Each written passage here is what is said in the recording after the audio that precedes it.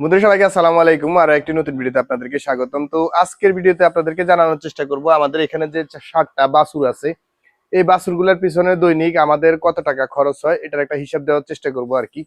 তো মূলত হচ্ছে যে আপনি যদি মানে মেপে খাবার দেন আর হচ্ছে যে ম্যানেজমেন্ট ঠিক রাখেন, তারপর হচ্ছে যে খাবার দাবার যদি অ্যাকুরেট ভাবে দিতে পারেন, সেক্ষেত্রে আপনি গরু পালন করে ইনশাল্লাহ লাভবান হবেন, এতে কোনো সন্দেহ নাই।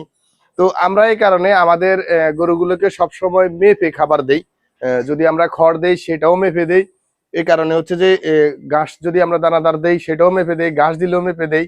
তো মূলত হচ্ছে যে এটা যদি আপনি করেন সেক্ষেত্রে আপনি বুঝতে পারবেন যে আপনার এক একটা গরুর পিছনে আসলে আপনার কত টাকা খরচ হচ্ছে, একটা সময় মাস শেষে কত টাকা খরচ হচ্ছে বা বছর শেষে কত টাকা খরচ হচ্ছে, সেই হিসাবটাও আপনি বের করতে পারবেন। কারণ এর আগেও আমি একটা ভিডিওতে বলছিলাম যে একটা বকনা, আপনি 12 মাসের একটা বকনা যদি আপনার খামারে নিয়ে আসেন, সেই বকনাটা আপনি গাভী হওয়া পর্যন্ত কত টাকা ওর পিছনে খরচ হবে বা ওকে কত টাকা দিয়ে কিনলেন, আনুমানিক একটা ধারণা আপনাদেরকে দেওয়ার চেষ্টা করছি বা দিছি। যারা ওই ভিডিওটা দেখছেন তারা অবশ্যই জেনে থাকবেন আর কি। তো আজকের ভিডিওতে জানানোর চেষ্টা করবো, যেমন কি আমাদের এই যে এইটা হচ্ছে যে ষাঁড় বাছুর, এটা হচ্ছে বকনা বাছুর। তো এই দুইটা বাছুরই শুধু মানে একসাথে খাবার খায়, আর বাকি যে গরুগুলো আছে এগুলা যে আমার পিছনে এটাকে দেখতে পাচ্ছেন, এটা হচ্ছে ষাঁড় বাছুর। এটাকে আমরা আলাদা করে দিছি, মানে এরা হচ্ছে যে আগে এক সময় খাবার মানে ধরেন আপনার একসাথে খাইতো, দুইটা মিলে দুইটাকে খাবার দিতাম একসাথে। তো আমরা যেটা দেখলাম সেটা হচ্ছে যে দুইটাকে একসাথে খাবার দিলে হয় কি যে একটার গ্রোথ ভালো আসে আর একটার গ্রোথ ভালো আসে না। এর আগের ভিডিওতে আমি বলছিলাম যে চেষ্টা করবেন যে আলাদা আলাদা করে গরুকে খাবার দিতে। কারণ হচ্ছে যে এর যতটুক চাহিদা, এর ততটুক যদি আপনি না দিতে পারেন সেক্ষেত্রে ওর গ্রোথটা ভালোভাবে আসবে না। এখন দেখা গেছে ওর খাবারের যদি স্পিড কম থাকে সেক্ষেত্রে ও কম খাবে, আর একই সময়ে যে যদি এর স্পিড বেশি থাকে তাহলে এ বেশি খাবে। সে কারণে এ কম পাবে, মানে যার বেশি পাওয়া দরকার সে কম পাবে, আর যার কম পাওয়া দরকার সে বেশি পাবে। এ কারণে হবে যে দুটোটার গ্রোথ আপনার অ্যাকুরেট ভাবে আসবে না। তো সে কারণে আলাদা আলাদা খাবার দেওয়ার চেষ্টা করবেন। আমরা আমাদের প্রত্যেকটা গরুর জন্য এই যে আলাদা আলাদা চারি কিনে নিয়ে আসছি। এরপরে এক একটা চারি এগুলা 500 টাকা করে নিছে। এখন সবগুলাকে মোটামুটি আমরা আলাদা খাবার দিচ্ছি আর কি। আর কয়েকদিনের ভিতরে ইনশাল্লাহ আমরা এই যে দুটোকে একসাথে খাবার দিতেছি এগুলাকেও আলাদা করে দিব।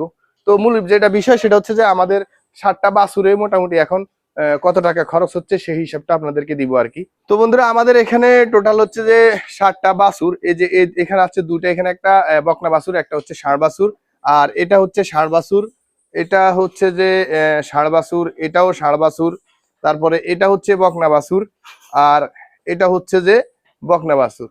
তো এখানে যে কটা আছে এই কটাই হচ্ছে যে আপনার সবগুলোর বয়স সেম না, তারপরে তো ওদের খাবারের কম বেশি আমরা দিয়ে যাচ্ছি আর কি।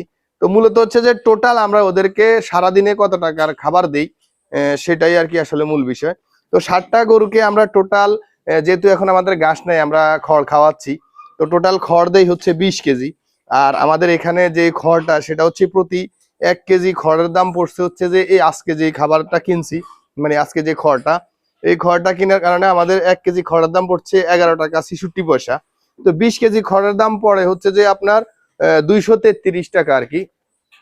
আর হচ্ছে যে আমরা ওদেরকে দানাদার দেই দুই বেলায় হচ্ছে 8 কেজি 8 কেজি করে 16 কেজি। আবার ভুল বুঝেন না যে 16 কেজি হচ্ছে যে আপনার সকাল থেকে বিকাল পর্যন্ত আমরা যে দুইবার খাবারটা দেই ওই খাবারে ওদেরকে 16 কেজি দেওয়া হয় আর কি। তো টোটাল আমাদের দানাদার খাবার যদিও 40 টাকার কম পড়ে প্রতি কেজি, তারপরে আমরা 40 টাকা করে দৌড়ছি। তো 40 টাকা করে দৌড়লে দেখা গেছে আমাদের 16 কেজি দানাদার খাবারের খরচ আসে হচ্ছে যে 640 টাকা। আর আনুষঙ্গিক দেখা গেছে চিটাগুড় বা বিভিন্ন ওষুধ আমরা ব্যবহার করি, ওটাতে হয়তো দেখা গেছে আমরা পার ডে 100 টাকা করে দৌড়লাম। তো টোটাল আমাদের এই বকনাগুলোতে বা ষাঁড়গুলোতে টোটাল আমাদের খরচ হচ্ছে 973 টাকা, মানে সারাদিনের খরচ 7টা বাছুরে, বকনা বাছুর ষাঁড় বাছুর টোটাল আপনার ধরেন ষাঁড় বাছুর হচ্ছে যে 5টা, সরি 4টা, আর হচ্ছে যে বকনা বাছুর 3টা, টোটাল 7টা। তো যাই হোক এগুলাতে টোটাল আমাদের খরচ পড়ে 973 টাকা। আর পার হেড এভারেজ খরচ হিসেব ধরলে হচ্ছে যে 139 টাকা প্রত্যেকটা গরুতে, মানে বাছুরে আমাদের খরচ পড়তেছে। তো এই হচ্ছে যে মূলত হিসাব। তো বন্ধুরা আশা করি এই পর্যন্ত দেখে থাকলে ভিডিওটি ভালো লাগছে, আর যদি ভালো লেগে থাকে তাহলে অবশ্যই ভিডিওটিতে একটা লাইক দিয়ে চ্যানেলটাকে সাবস্ক্রাইব করে দিবেন, আর পেজ থেকে দেখে থাকলে অবশ্যই ফলো করে দিবেন, আর অবশ্যই ভিডিওটা শেয়ার করে দিবেন যাতে আরেকজন খামারি ভাই বিষয়টা জানতে পারে বা উপকৃত হতে পারে। তো দেখাবো অন্য কোনো ভিডিওতে অন্য কোনো বিষয় নিয়ে। আজকের মতো এখানে বিদায়। আসসালামু আলাইকুম রহমতুল্লাহি ওয়া বারাকাতুহু।